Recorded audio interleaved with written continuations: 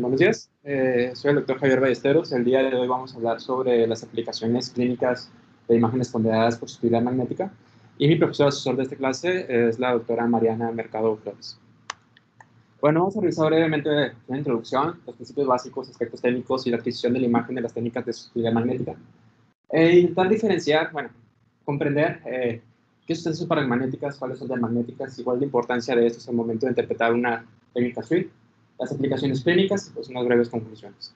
El objetivo pues es comprender los principios básicos de la adquisición de las imágenes obtenidas por SWI, revisar el protocolo de adquisición de las imágenes de resonancia magnética, conocer las aplicaciones clínicas de la exploración magnética y lo mismo, ¿no? Saber el porqué del efecto Blumen en las técnicas de susceptibilidad, por qué vemos la hemoglobina, la metahemoglobina, la hemosiderina, ¿no? Y el calcio.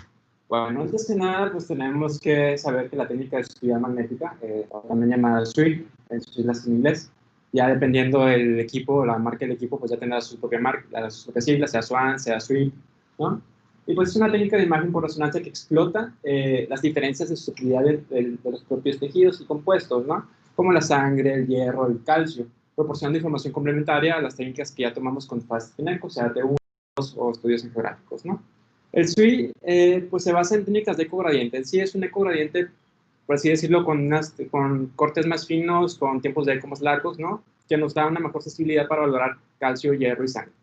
Entonces, esta técnica es útil sobre todo para pacientes politraumatizados, déficits neurológicos agudos, ¿no? Caracterización de malformaciones musculares, sobre todo aquellas de bajo flujo, enfermedades neurodegenerativas como la esclerosis múltiple y, pues, como ya hemos mencionado, para la caracterización de calcificación y sangrado, sobre todo en tumores cerebrales, ¿no? Bueno, pues antes que nada, pues tenemos que saber que la susceptibilidad magnética es la respuesta magnética de una sustancia cuando se aplica un campo magnético externo. Es decir, cuando un objeto se coloca dentro de un campo magnético uniforme, se va a inducir magnetización. Esta magnetización puede ser homogénea o puede ser heterogénea. ¿De qué va a depender? Va a depender de la susceptibilidad propia de la sustancia que estemos valorando, ¿no? Entonces, la magnetización inducida va a depender tanto de la susceptibilidad magnética del tejido como del campo magnético que se está ejerciendo, ¿no? Entonces, esta magnetización, si la sustancia tiene una alta susceptibilidad, va a ser heterogéneo en el campo magnético, vamos a tener una pérdida de señal en las secuencias ponderadas en el T2 estrella. Ahora, como mencionamos, las secuencias de ecogradiente fueron el precursor de las técnicas de susceptibilidad. Entonces, ¿en qué se diferencia una técnica de ecogradiente de una técnica de susceptibilidad magnética? Sobre todo en la adquisición. Aquí vimos tiempos de eco más largos en la susceptibilidad magnética, de 20 a 40 milisegundos en los casos de 3 teslas y 48 milisegundos en los casos de 1.5 teslas. Ahora, aquí se agrega otro parámetro que no usamos en las técnicas FastPineco, que es el ángulo de inclinación. En las FastPineco usamos la magnetización, ¿no? O sea, que ya sabemos si es magnetización a 180 o a 90 grados. Bueno, aquí nos olvidamos de eso y vamos por el ángulo de inclinación. Aquí, pues, usamos un ángulo de inclinación de 15 a 20 grados. Es decir, a menor ángulo vamos a tener una menor definición de la sustancia gris y sustancia blanca, pero vamos a tener una mejor definición de la susceptibilidad de los tejidos, ¿no? Asimismo, pues, se deja un ángulo de 15 a 20 grados para poder mantener cierta diferencialidad en el líquido sólido para que nos potencie el efecto hipointenso, las estructuras vasculares cruzando, pues, a través de él, ¿no? Bien, aquí unos ejemplos. Pues la imagen de la izquierda pues, corresponde con una imagen de ecogradiente. Podemos ver cómo se define mejor la sustancia gris de la sustancia blanca, ¿no? Y vemos múltiples lesiones hipointensas que corresponden con el efecto Bloom, que corresponden con depósitos de hemosiderina, de forma bilateral. Pero al momento de aplicar las técnicas que llaman las técnicas SWI, sea la prolongación del tiempo de eco y el ángulo de inclinación, pues vemos cómo resaltan más estas lesiones. Sí disminuye la resolución del parénquima, pero mejora el efecto de susceptibilidad. Y vemos cómo vemos lesiones de menor tamaño, en mayor número, y pues también resaltan las que ya veíamos en el ecogradiente, ¿no? Es decir, es más sensible para ver calcio y sangre. Ahora bien, nosotros hacemos la adquisición en el equipo. ¿Qué vamos a tener? Vamos a tener una imagen en magnitud y vamos a tener una imagen en fase. Esta imagen en fase originalmente se obtiene con todo este artefacto. Este artefacto pues, se da por el hueso, por el aire en interfaz de parénquima con hueso de aire, ¿no? Entonces tenemos la imagen de magnitud que se acerca un poquito más a lo que es la técnica de susceptibilidad final que tenemos, que es pues sobre todo en cuanto a la resolución. Aquí es donde importa el tiempo de eco y el ángulo de inclinación. Aquí pues vemos que se parece más al SWI final, ¿no? Entonces la imagen en fase ¿qué nos va a servir? Nos va a servir para diferenciar las sustancias paramagnéticas de las diamagnéticas, ¿no? Más adelante les voy a decir cómo vamos a interpretar las imágenes una vez que expliquemos pues, la molécula de hemoglobina, los de hemosiderina y todo eso para entenderlo un poquito mejor. Bien, entonces, en cuanto a recomendaciones para campos magnéticos. La técnica de susceptibilidad funciona mejor a campos magnéticos más grandes, es decir, va a tener una mejor resolución en un campo de 3 teslas que la de 1.5. ¿Por qué? Porque nos permite, en una de 1.5 teslas requeriríamos un tiempo de eco entre 40 y 80 milisegundos, mientras que una de 3 teslas para mantener esta constante, o sea, para obtener la misma imagen que obtuvimos en la 1.5, tendríamos que podríamos poner el tiempo a la mitad, entonces tendríamos la adquisición de la imagen como en unos 4 minutos, ¿no? Bien. Ahora, ¿qué ventajas tenemos al hacerlo en campos magnéticos más grandes? Pues la adquisición de la imagen el doble de rápido o podemos realizar el doble de cortes y tener una mejor resolución de la imagen. Entonces, bueno, ¿cómo vamos a interpretar la técnica de susceptibilidad? Vamos a tener, pues ya les dije, la imagen en magnitud, que va a ser lo más cercano a la susceptibilidad magnética. Bueno, aquí pues lo importante es lo que ya les dije, el ángulo de inclinación, el tiempo de eco, y al momento de que se junte con la imagen, de fusionarlo con la imagen, la imagen filtrada. Esto nos va al momento de fusionarlos vamos a tener la técnica SWI. Okay, aquí vamos a tener lo mejor de ambos, vamos a tener la resolución de la imagen en magnitud, se resalta en el líquido fotorraquídeo, así no efecto blooming, pero al momento de fusionarlo con la imagen en fase, nos va a resaltar el efecto blooming, ¿no? Entonces vamos a tener la mejor resolución y un mayor efecto blooming que si tuviéramos estas dos solas. Y la cuarta imagen que tenemos, se puede hacer una proyección en mínima intensidad para resaltar las estructuras venosas.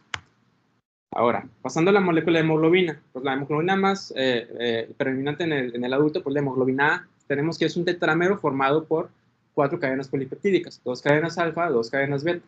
Cada cadena va a tener un grupo hemo, ¿sale? Este grupo hemo puede estar en dos formas, forma ferrosa o forma férrica. Lo más frecuente va a ser encontrarlo en la forma ferrosa en la sangre intravascular, ¿no? Bien. Ahora, en la sangre, dentro de las arterias, pues tenemos oxihemoglobina, en las venas tenemos desoxihemoglobina, ¿sale? ¿Qué es lo que pasa aquí? El hierro se va a unir a moléculas de oxígeno, ¿no? Mediante enlaces covalentes débiles. Esto para permitir que al momento de estar en tejidos periféricos pueda soltar la molécula de oxígeno y perfundir oxígeno a los tejidos. Al pasar a las venas, pues vamos a tener que se va a convertir en desoxihemoglobina. Entonces tenemos entre rojo arterias, entre azul venas, ¿no? En las arterias pues tenemos la oxihemoglobina unido al hierro, ¿sí? Aquí son enlaces covalentes. Al ser enlaces covalentes, esto es, tenemos hierro diamagnético, o sea, tenemos un hierro, un campo magnético estable. No va a tener esa susceptibilidad magnética en los estudios de SWI, no lo vamos a ver en intenso. Bueno, por eso es que las arterias no las vemos en la técnica de SWI. Sin embargo, al momento de soltar la molécula de oxígeno, esas uniones que tiene oxígeno al hierro, o sea, el hierro queda, por así decirlo, queda no pareado, vaya, ¿no? Entonces, esa ausencia de enlace hace que sea heterogéneo de campo magnético, ¿no? Haciendo que el hierro, el fosfato ferroso, sea paramagnético, y lo vemos con aumento de la susceptibilidad en las técnicas SWI.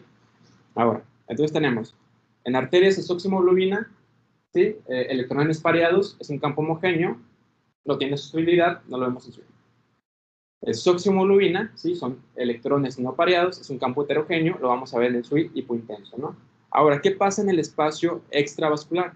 Ok, en el caso de los hematomas, tenemos la ruptura, sale la sangre, en un estadio hiperagudo vamos a tener oxihemoglobina, esto no se ve en el SWI, ya después de un paso de 3-4 horas ya vamos a tener, ya empieza a formarse desoxihemoglobina. Aquí es cuando vemos los electrones no pareados y empieza a ver el efecto de susceptibilidad magnética, ¿no? Ahora, en el espacio extravascular, la desoxihemoglobina se degrada en metahemoglobina, bueno, que también es paramagnético, que es lo que vemos en estadios agudos o subagudos.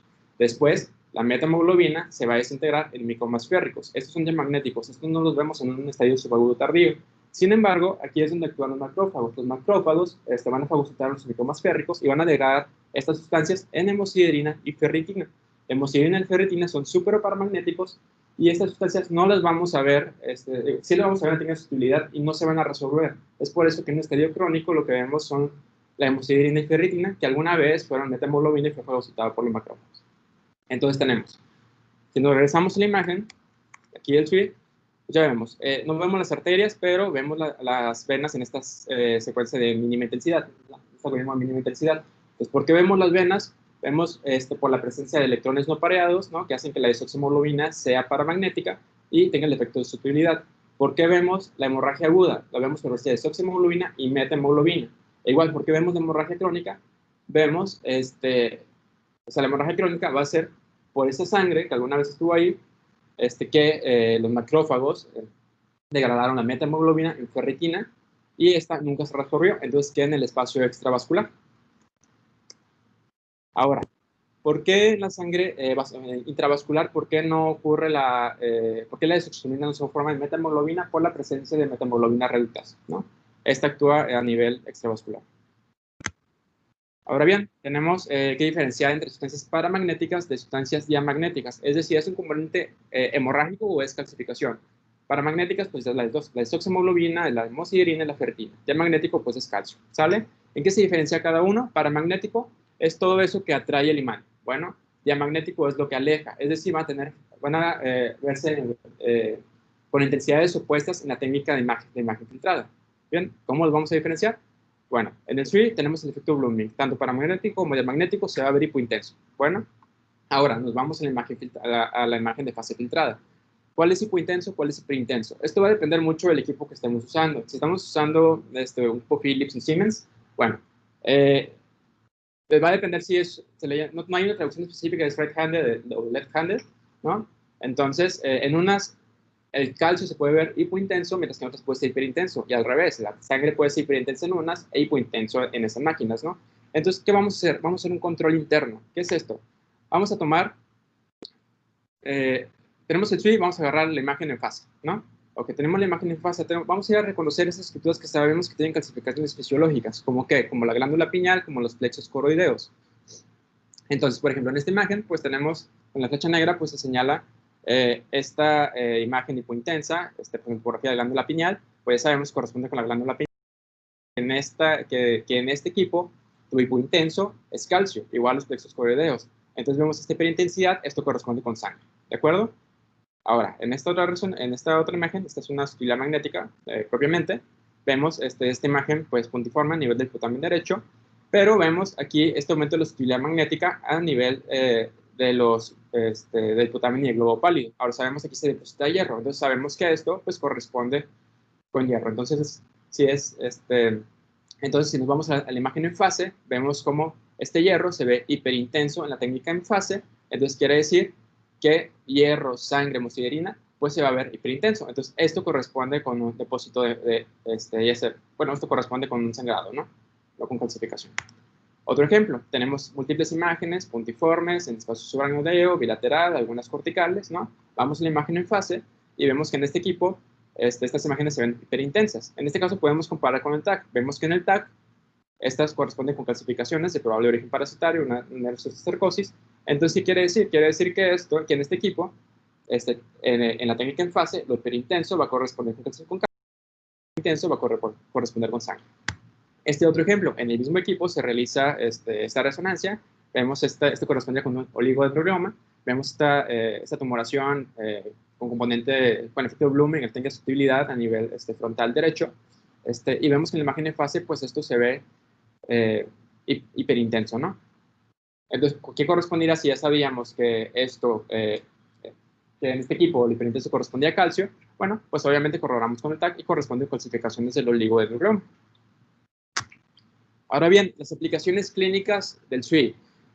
Vamos a hablar acerca del stroke, todo lo que nos puede apoyar, la detección de microhemorragias cerebrales, las lesiones traumáticas, cómo nos sirve para diagnóstico pronóstico en lesión axonal difuso, en malformaciones vasculares, cómo nos ayuda a ver malformaciones cavernomatosas y anomalía venosa del desarrollo, que son malformaciones de bajo flujo, ¿no? Enfermedades neurodegenerativas, sobre todo cómo podemos apoyarnos en la esclerosis múltiple y pues algo de trombosis venosa. Bien. Entonces el stroke, pues sabemos que pues, es el flujo sanguíneo interrumpido al cerebro que secundariamente va a conllevar una disminución en el flujo arterial y a un aumento de la desoximoglobina. Entonces, ¿cómo va a ser útil la sutilidad de aquí? Primero, diferenciación stroke hemorrágico o isquémico. ¿No? Ya sabemos, lo que siempre bueno, me ha gustado enseñarles a mis R superiores, pues vemos la difusión, restringe o no restringe, ¿no? Ok. ¿Es verdadera? Vamos a DC. Sí, ok. Flair, ¿es tratable o no es tratable? ¿Es mayor o menor de 6 horas? Y al final, el SWI, para ya contestarles, el final, ¿es hemorrágico o no es hemorrágico? Y si no era hemorrágico, se sangró, ¿no? Ahora bien, la identificación de la zona de penumbra. Esto pues puede tener mucha correlación con las perfotags. ¿Por qué? Porque en la zona de penumbra, cuando tengamos una zona de tránsito medio prolongado, esta suele corresponder con venas corticales prominentes que están drenando ese tejido afectado. Ahorita vamos a ver algunos ejemplos. Asimismo, también nos sirve como predicción.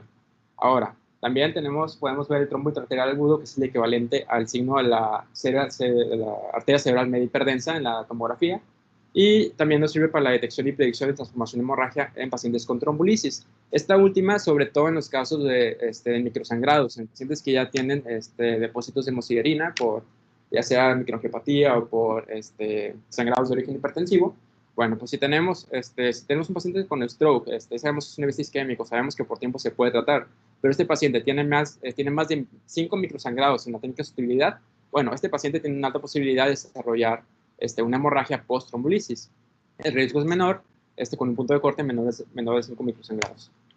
En este ejemplo, pues tenemos, esta técnica de difusión, vemos estas zonas de restricción puntiforme en el territorio de la cerebral media izquierda, vemos la amputación en el segmento M1, en esta técnica de Tretov, ¿no? Y vemos cómo las venas de drenaje en esa zona están prominentes, ¿no? Quiere decir que allí ya está aumentando la desoximoglobina, y pues todo esto puede corresponder también con zona de penumbra. ¿A qué me refiero?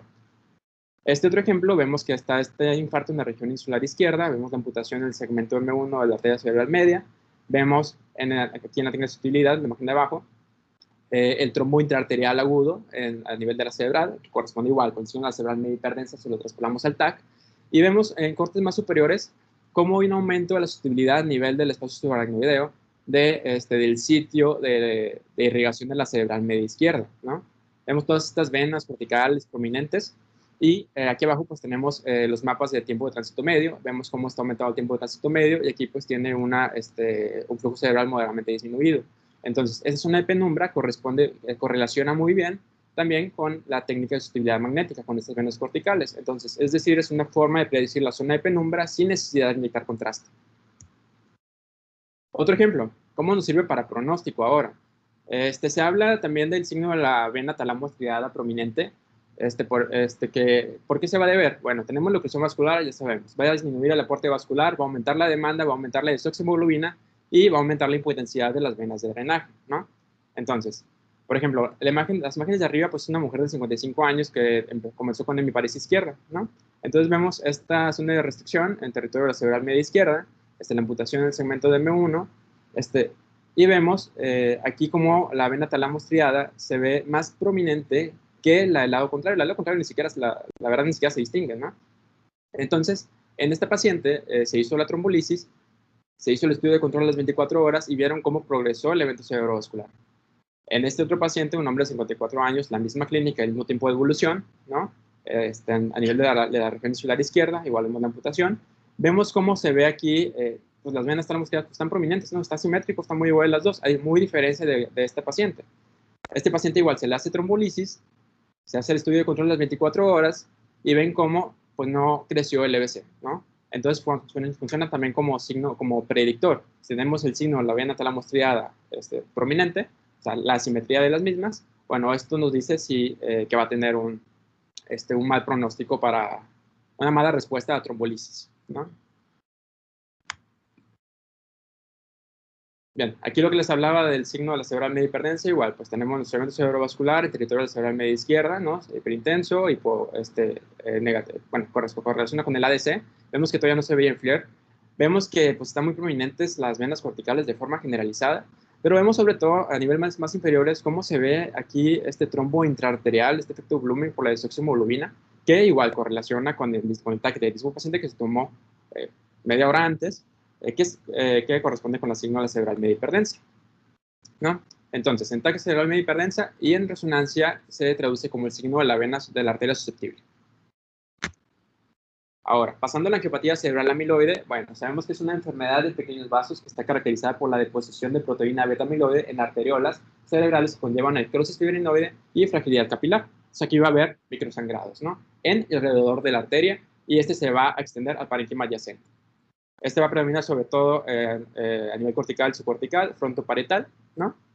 Y ¿qué vamos a ver? O sea, vamos a ver dos cosas. Podemos verlo en agudo por la oximoglobina, por la desoximoglobina y metahemoglobina, o podemos verlo crónico como depósitos de hemosiderina. Ahora, es característico en estos pacientes, obviamente, encontrarlos en región subcortical y subcortical, frontoparietales, pero asociado a hiperintensidades confluentes de la sustancia blanca periventriculares. En este caso, pues tenemos este paciente que llegó por alteración del estado de alerta, se hace la resonancia, vemos estas hiperintensidades confluentes, vemos que tiene un hematoma en estadio subagudo, occipito parietal izquierdo. En la técnica de subjetividad vemos pues que tiene efecto de blooming, vemos que se ve hipointenso por la desoxi y metahemoglobina. Pero pues no veíamos que tuviera otra lesión. Y al tener subtilidad vemos todas estas áreas hipointensas de pequeño tamaño, redondadas, difusas, de predominio cortical y subcortical, ¿no? Que corresponden con depósitos de hemosiderina, o sea, con hemorragia crónica. Este otro ejemplo era un paciente que se sometió a un stent coronario, le dieron tratamiento adyuvante con clopidogrel y aspirina, ¿no? Entonces igual llegó por, igual llegó por hemiparesia, por alteración del estado de alerta.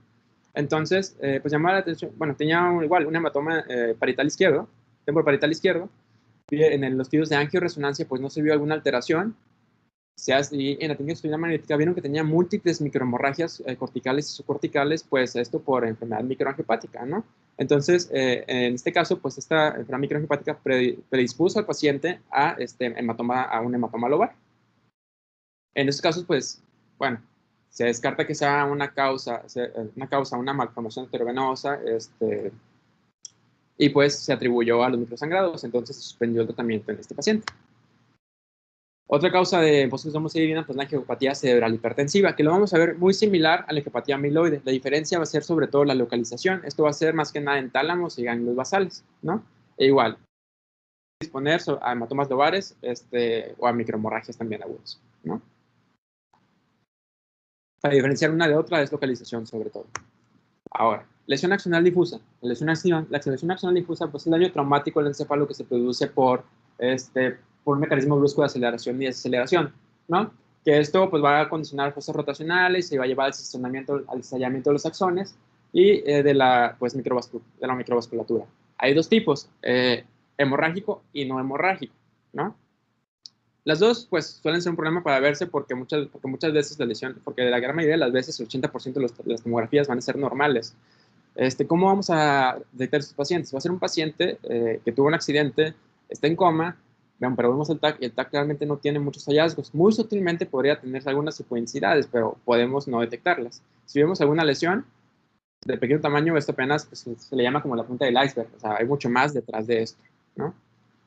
Y por las localizaciones, pues va a depender mucho de la localización de la clínica y de la clínica, pues también la localización, aunado a esto, pues el pronóstico. Estas pueden encontrarse en la interfaz cortical y subcortical, sustancia gris, sustancia blanca, pueden ser pericallosas, callosas o a nivel de puente y mesencéfalo. Ahora, por localización, pues me doy cuenta que se encuentra en la interfaz sustancia gris, sustancia blanca, ¿no? Bien, estos pacientes suelen no tener grandes problemas, pues resuelven bien por lo general, ¿no? Y bueno, dependiendo de si es hemorrágico o no hemorrágico, pues lo vamos a poder ver o hipodensos en la tomografía o hipodensos en la tomografía. Y pues si tiene sangre, pues vamos a verlos, pues dependiendo del estadio, pues ya si está hipointenso o hiperintenso, ¿no? Obviamente las hemorrágicas, pues lo vamos a poder ver en la técnica de sutilidad magnética muchísimo mejor que en el TAC. Si no es hemorrágico, pues se prefiere técnicas de Flair, difusión o tensor de difusión, tensor de difusión, ¿no? Entonces, ¿cómo vamos a aplicarlo en los pacientes con lesión axonal difusa? De este modo, por ejemplo, en este caso, pues tenemos una paciente de 38 años que tuvo un choque, llegó con un Glasgow de 8, se hizo la tomografía, vieron que la tomografía no tenía grandes hallazgos, ¿no? Se hace la resonancia, ven que la resonancia ya pues, se ven estas lesiones súper intensas en el T2, ¿no? A nivel de los pedúnculos cerebelosos, y posición de 61, pero ya en la técnica de sutilidad ya se veía más, o sea, se veía mucho mejor estas lesiones en los pedúnculos cerebelosos, en el hemisferio cerebeloso, en el espacio subaracnoideo, ¿no? Que en el TAC, pues muy apenas y en retrospectiva sutilmente se ven, ¿de acuerdo? Este otro ejemplo, pues aquí, pues sí vemos aquí algunas hiperintensidades a nivel mesencéfalo, pero se ve muchísimo mejor asociado a hemorragia subaracnoidea, pues en la técnica de sutilidad. Bien, ahora, ¿En qué hablábamos en cuanto a pronóstico? Quedamos pues que estas lesiones pues muy difícilmente, en fosa posterior, pues muy difícilmente se ven en tomografía. Entonces el SWI nos ayuda a pronóstico. ¿Por qué? Porque nos ayuda a ver estas lesiones que pues se van a encontrar más en mesencéfalo, en tallo cerebral, ¿no? ¿Y de qué depende? Pues que si tenemos una lesión en interfaz, sustancia gris, sustancia blanca, pues es un grado leve de lesión axonal difusa y nomás el 10% persiste en contenido neurológico progresivo. En cambio, si tenemos una lesión a nivel de sustancia blanca o a nivel del cuerpo calloso, ¿no? Pues ya se considera moderado y hasta el 67% tienen una persistencia del déficit cognitivo. En cambio, si tenemos lesiones en mesencéfalo o puente, pues ya es una lesión severa y el 100% de estos pacientes pues quedan pues con un pobre déficit, ¿no? Ahora, otras aplicaciones en trauma, pues es mejor valoración de la hemorragia subaracnoidea, hemoventrículo, ¿no? O sea, esta imagen pontiforme muy fácilmente se puede, de esta posterior muy fácilmente se puede pasar por alto una tomografía. También los hematomas subdurales, como este de aquí atrás, ¿no? Además, el embolismo graso. Este paciente, por ejemplo, con una fractura de tibia y peroné, pues vemos, comenzó con estado de alerta a los 2 días, se hace la tomografía no se ve nada, y hacen la resonancia y ven múltiples microhemorragias difusas, bilateral, suprainfraarteriales, correspondientes con un embolismo graso. En cuanto a malformaciones vasculares, bueno, pues malformaciones vasculares, las de alto flujo, como las MAP, bueno, se ven bien en las técnicas de resonancia convencionales o en los estudios de angioresonancia. Las MAP pues van a clasificar en alto y bajo flujo. En cuanto a las de alto flujo, pues realmente no nos sirve mucho el SWI. Podemos valorar el nido vascular, el componente venoso. Si tiene hipertensión venosa, pues se va a ver prominente el sistema venoso en el SWI, pero pues realmente para pronóstico, tratamiento, diagnóstico, pues no nos sirve mucho. En cambio, en las de bajo flujo, como las malformaciones cavernomatosas, anomalía velosa de desarrollo, telangiectasias capilares, todas estas pues, son nociones que se pueden pasar por alto en el T1, en el T2, inclusive en los estudios contrastados, y nos podemos apoyar de esta técnica para ver estas lesiones. Por ejemplo, en la malformación arteriovenosa, pues ya sabemos, pues tenemos que pues, la arteria, el nido vascular y pues todo el flujo de drenaje venoso, ¿no? Entonces, la arteria, pues realmente no la vamos a ver en la técnica de sustibilidad, pero vemos cómo en la técnica, en esta resonancia contrastada, pues se ven las estructuras serpiginosas, las venas de drenaje corticales, ¿no? Que se ven bien también en el T2. Y pues también se alcanza a ver en la técnica de susceptibilidad, pero aquí además vemos cómo se ve prominente el sistema venoso de forma generalizada debido a hipertensión venosa. En el caso de malformaciones cavernomatosas, que bueno, son amartomas vasculares benignos que pueden encontrarse en cualquier parte del cuerpo, sobre todo en el sistema nervioso central, que van a tener una apariencia clásica en palomita de maíz, pues se pueden encontrar igual en diferentes estadios, ¿no? Algunos, pues, por ejemplo, son los black dots que se le llaman, está en un estadio subagudo. En cambio, pues es el gráfico correspondiente con una clásica imagen en palomita de maíz, que son múltiples lóculos con niveles líquido-líquido, con sangre en diferentes estadios, con un anillo de hemosiderina. ¿Qué quiere decir el anillo de hemosiderina? Como ya dijimos previamente, la hemosiderina es el estadio final de un sangrado, ¿no? Quiere decir que esta lesión alguna vez sangró. Ahora, para clasificar estas lesiones, pues se usa la clasificación de Sabramsky. Bien. Bueno, estas lesiones, por lo general, pues en la tomografía normal hasta el 50% de los casos. Se puede ver mucho mejor, obviamente, cuando son calcificadas, que el 40 al 60% van a calcificar.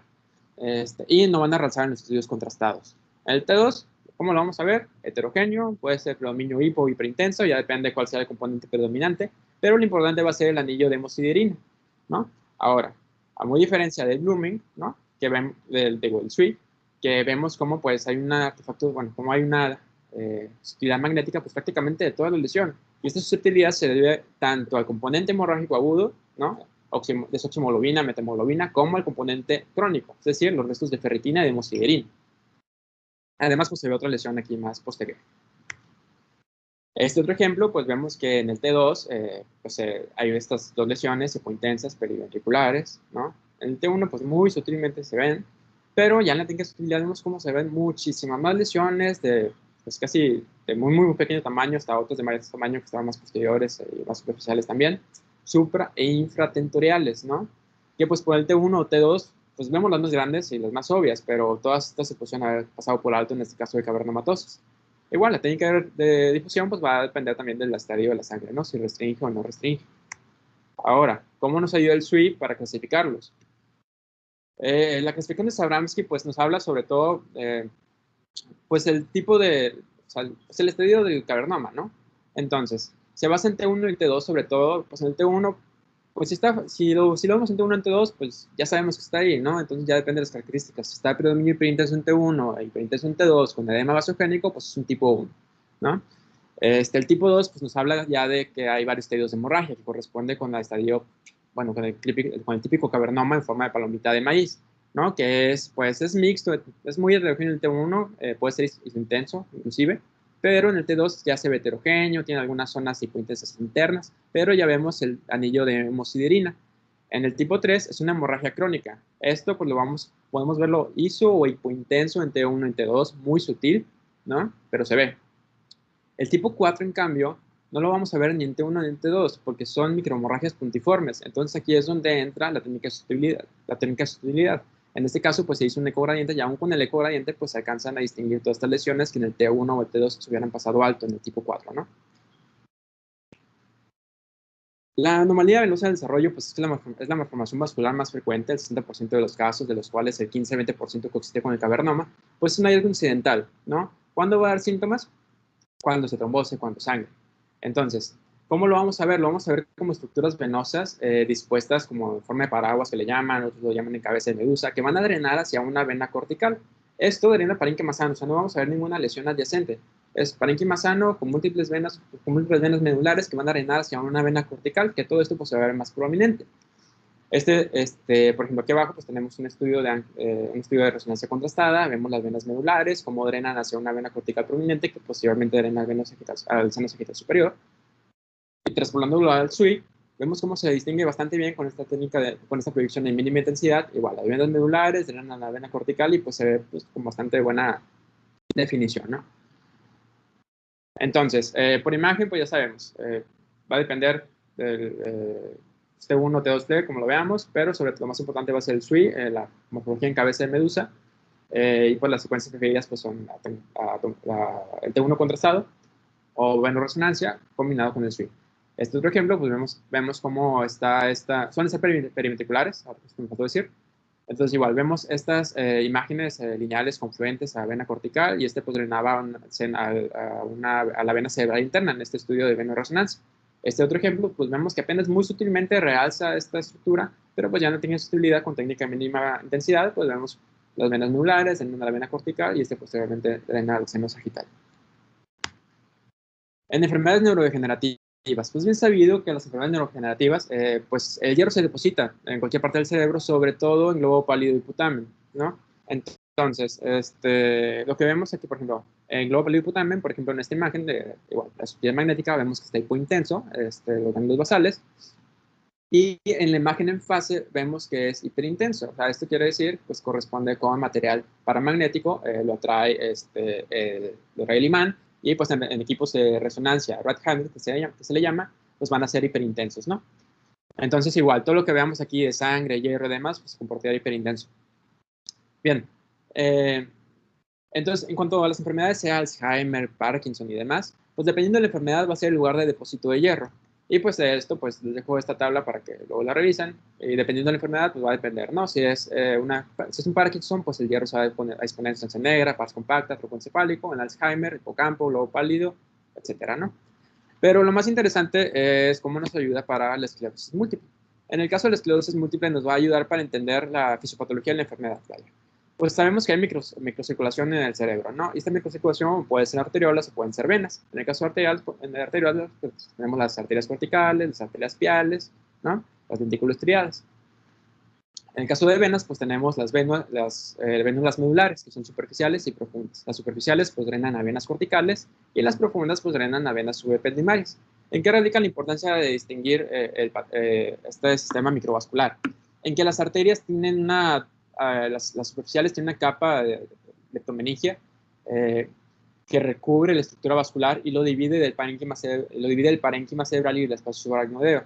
Las arteriales profundas pues tienen una doble capa que se ve aquí, vemos cómo está el espacio subaracnoideo, entra el vaso, ¿no? Y alrededor del vaso pues está esta leptomeningia que se representa pues en color amarillo, pues que lo divide tanto del espacio subpial como del parénquima. En cambio, las venas no tienen esa estructura, o sea, está la vena, está el espacio subpial y está el parénquima. Entonces, ¿esto a qué va a predisponer?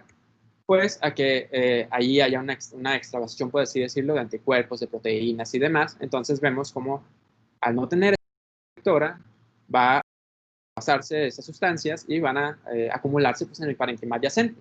Y es por eso que vemos como en la resonancia, en la esclerosis múltiple, pues está esa morfología típica ovoidea en dedos de Dawson de la esclerosis.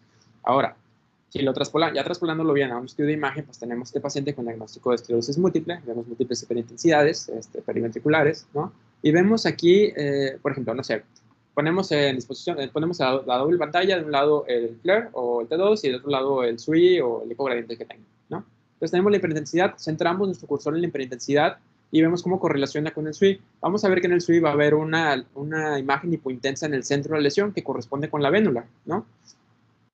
Por ejemplo, aquí pues ponemos cursor, vemos que está en el centro, aquí lo ponemos en otra lesión que está más, el que está al otro lado, ¿no? Más posterior, y vemos igual cómo está la vena en el centro de la hiperintensidad, o sea, cómo correlaciona bien con pues con este esquema, que vemos la vénula, vemos cómo entra hacia el parénquima, cómo no hay esta capa de protección y cómo crece, cómo actúa la enfermedad desmielinizante en y alrededor del parénquima, alrededor de las vénulas, ¿no? Ahora, en cuanto a trombosis del seno neural, pues realmente aquí no nos ayuda mucho el SWI, digo, correlaciona bien con los hallazgos de la tomografía, del Venotag, de la venoresonancia, pero como diagnóstico no lo usamos mucho. Pues la trombosis del seno neural pues, puede ser con múltiples causas, sobre todo en mujeres, y pues el 50% de estos pueden progresar a un infarto venoso, se puede extender a venas corticales y demás, y corresponde con 1% de los strokes. Entonces, vamos a tener la formación del trombo en el seno neural, se va a obstruir el flujo venoso y vamos a tener la propagación del coágulo hacia venas corticales. Aquí, pues lo que vamos a ver, lo que ya hemos hablado, vamos a ver ese aumento de la sutilidad magnética por la disoxiemoglobina, ¿no? En la seno sagital, en las venas corticales, va a comenzar a elevar la presión venosa, la elevación de la presión venosa también se puede ver en la técnica de susceptibilidad, y pues ya posteriormente el infarto venoso con el edema tóxico, como ya lo hemos visto clásicamente por resonancia. Entre las etiologías, pues puede ser trauma, infección, embarazo, cualquier estado procoagulable, ¿no? Bueno, por imagen, pues ya saben, con tomografía, pues el seno hiperdenso o el signo delta, el defecto de llenado, el realce de las meninges, ¿no? Y pues en el SWI, pues aquí vemos, o sea, como en este ejemplo, en esta imagen de abajo, un paciente de 25 años que tuvo cefalea progresiva, ¿no? Se hace una tomografía, vemos que el seno sagital pues, se ve pues, muy hiperdenso, se hace la venotomografía, vemos que está el signo delta, está el defecto de llenado intraluminal del seno sagital superior, el realce de la dura madre, ¿no? El signo delta. Y traspolando el SWI, pues vemos aquí cómo hay un aumento de la sutilidad magnética del seno sagital y de las venas corticales, o sea, hacia donde está extendido el trombo, ¿no? Este otro ejemplo, pues es esta resonancia contestada, lo mismo, sabemos el defecto de llenado en el seno sagital superior, en los senos transversos y cómo correlación. Y aquí, en este caso, por ejemplo, nos ayuda para ver la circulación colateral. O sea, va a estar más prominente la circulación colateral y la presión venosa, y es por eso que se ve más prominente pues, prácticamente todo el sistema venoso, ¿no? O el aumento de la desoximoglobina de forma pues, generalizada. Entonces, bueno, pues para concluir, pues ya tenemos que la técnica de susceptibilidad pues tiene múltiples aplicaciones en neuroradiología y nos va a proporcionar información tanto diagnóstica, pronóstica y predictora en el abordaje en pacientes sobre todo con stroke y traumatismos craneoencefálicos en el caso de lesión axonal difusa. También es útil para demostrar micro y macromatomas, los depósitos de hemosiderina, malformaciones musculares de bajo flujo, así como la diferenciación de sustancias paramagnéticas y diamagnéticas. Entonces, en conclusión, ya para resumidas cuentas, pues regresamos al esquema, a este esquema, ¿no? Entonces vamos a tener, para diferenciar ya las últimas sustancias, tenemos nuestro efecto de Blumen en el SWI, ok, tipo intenso. Pues vamos a la imagen en fase. ¿Por qué? Porque quiero saber si es diamagnético o es paramagnético. ¿Qué sería diamagnético? El calcio. Bueno, el calcio se aleja del imán. Si es un imán right-handed, pues el calcio se va a ver hipointenso en imagen en fase y calcio-hierro, sangre-hierro se va a ver hiperintenso en la imagen en fase. Ahora, ¿por qué vamos a ver En el caso ya de los paramagnéticos, ¿por qué vemos la sangre? Ok, la sangre la vamos a ver en las venas por la desoximoglobina, en los sangrados desoximoglobina y metahemoglobina, ¿no? Que son heterogéneos en el campo magnético. Y los mismos sangrados, los crónicos, vamos a ver ya el producto final de la metahemoglobina cuando son degradados por macrófagos y van a depositarse los restos de hemosiderina pues en el parénquima, ¿no? En el espacio extravascular, y no se va a reabsorber, y que pues es lo que vemos en el caso del sangrado, sea microangiopático o de origen hipertensivo. Y pues ya es todo, no sé si hay alguna pregunta. ¿Sí?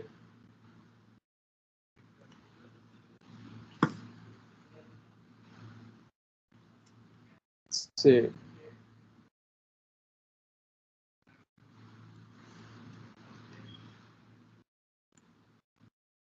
El porcentaje de valor predictivo no lo recuerdo. Tengo el artículo, te lo paso a ti.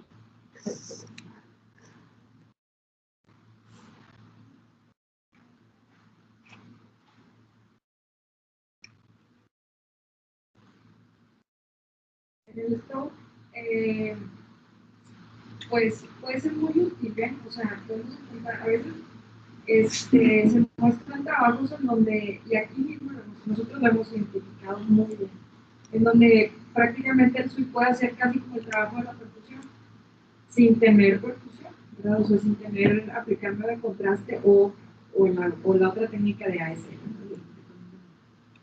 El punto es que no siempre, como todo en medicina, nunca, ni siempre, podemos encontrar los hallazgos.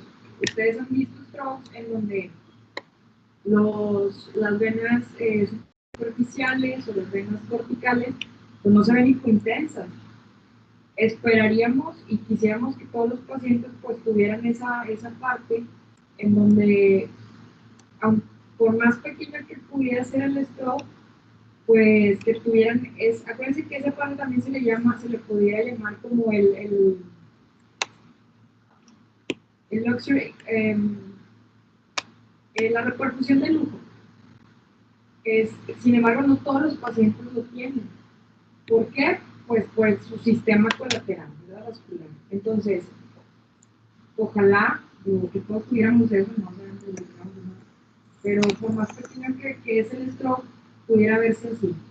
Y el signo de la vena, de la tálamo izquierda, pues es exactamente lo mismo, ¿verdad? O sea, no siempre se presenta, la mayoría de veces no se presenta. Acuérdense que tiene mucho que ver la parte, o sea, esto tiene que ver con la parte de la colateralidad.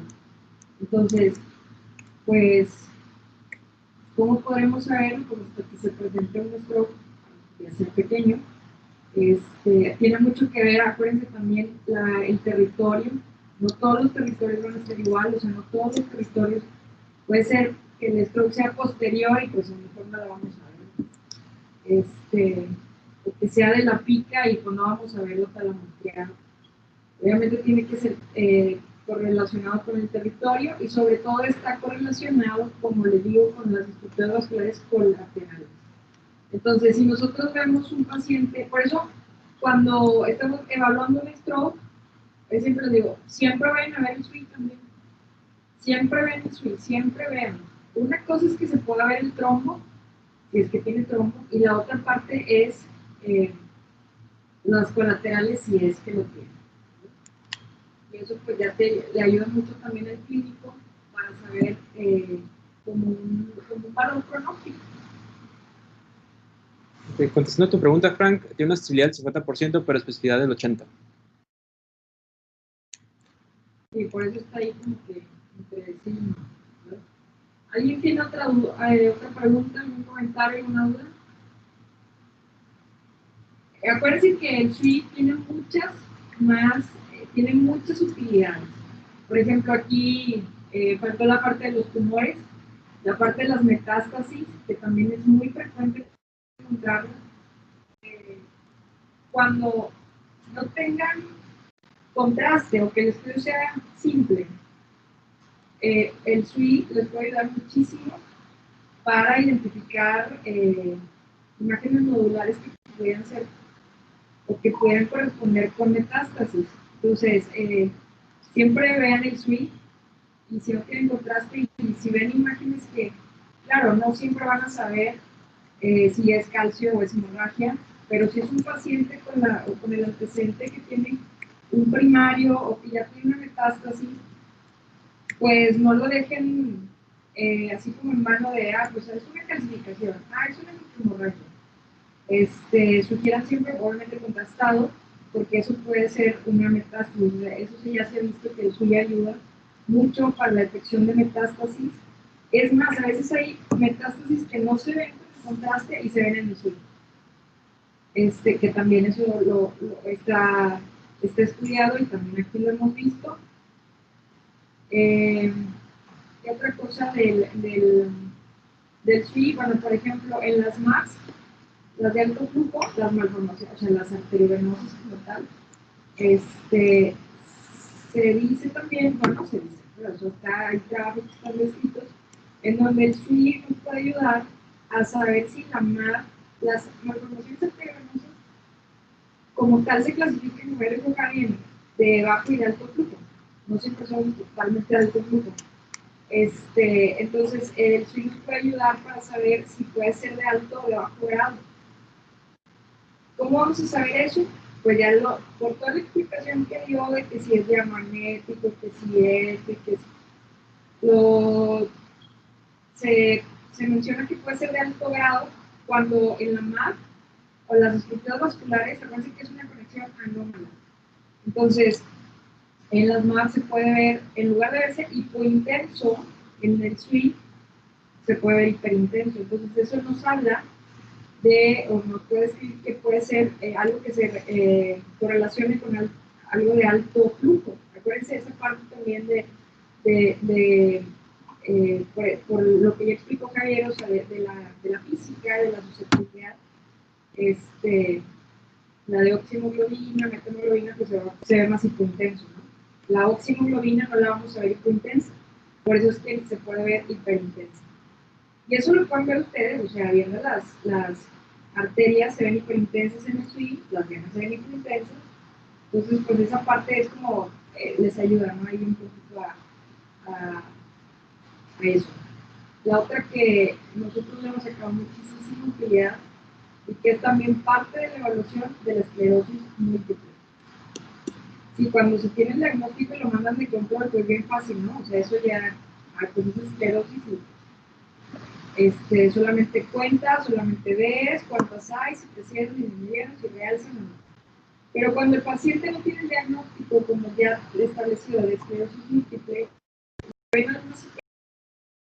y que se pueden confundir con leucoariosis, microangiopática, por ejemplo, pues eso me empieza ahí con la duda, ¿no?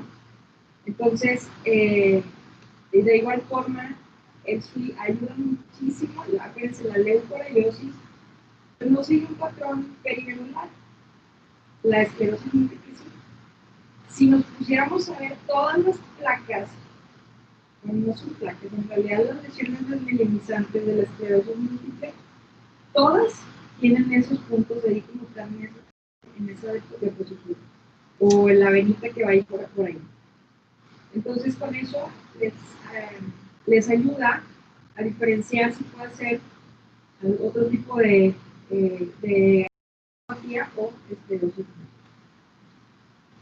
¿Alguien tiene alguna pregunta? ¿Algún comentario? Bueno, ya por último, nada más, también ahorita me acabo de recordar, el SWI también lo podemos utilizar, lo hemos disponible aquí, lo podemos utilizar post contraste y se ve muy padre, se ve muy bien, sobre todo en las lesiones metastásicas, como ya lo mencioné ahorita, de metástasis o tumores, porque a veces nos queda duda, no siempre tenemos la de fase, estamos de acuerdo, o sea, y aquí, por ejemplo, en nuestro centro, si se hace la de 1.5, pues no te vas a ver la de fase porque no hay. Entonces, y pues si es calcio y los no tienes un TAC, obviamente, si es calcio, si es microhemorragia o hemorragia, pues ahí es donde se empieza a complicar.